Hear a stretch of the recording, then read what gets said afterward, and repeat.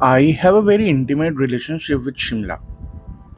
Sure, it's crowded these days and the hustle can sometimes drown out the quiet magic, but somehow, deep down, that feeling of calm and belonging never quite fades away for me.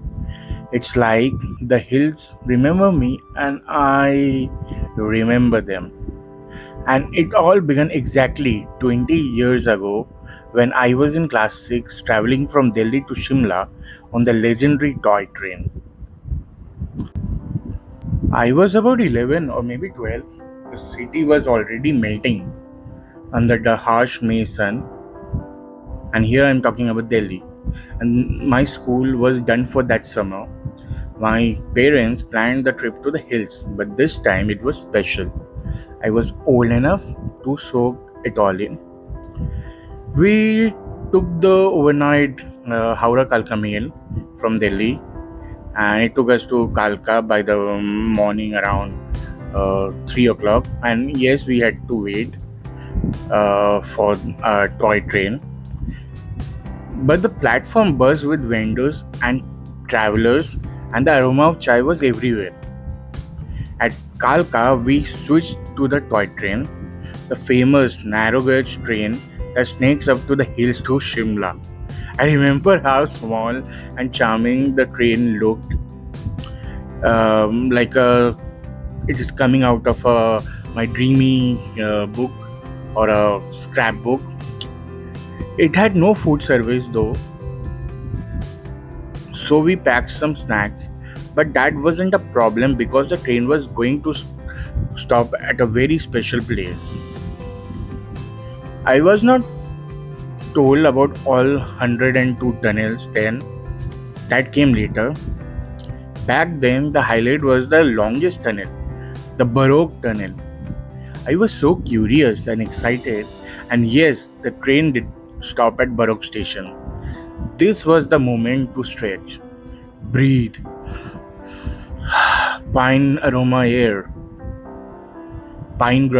trees everywhere, and of course, do try out the famous veg cutlet at Barog station. Barog was known for his crispy, spiced veg cutlets sold by the station vendors. I don't know if it's still famous today, but for me, it was a highlight. Maybe our taste buds changed over time, but I believe it is so important to protect this heritage food. They are little pieces of history served on a plate. The journey continued, winding higher through the mountains, the train chugging slowly along narrow tracks carved into steep hillsides. Every time we entered a tunnel, the darkness felt like secret, a mystery, until the light ahead beckoned us out in the dazzling greenery again. After a few hours, Shimla appeared like a dream. It was cool, misty, and alive with the chatter of tourists and locals alike. But what I carry most vividly in my memory isn't the hills or the snow or the bustling mall road. It's the rhythm of that toy train, the anticipation at Barok station, and the taste of those crunchy veg cutlets in the shadow of the longest tunnel. Sometimes, when the heat of Delhi gets too much, I close my eyes and I am back on that little train, winding up the hills with the promise of fresh air, new things to learn, and a taste of heritage. Thanks for joining me on this journey down memory lane. Until next time, keep exploring and keep the old stories alive.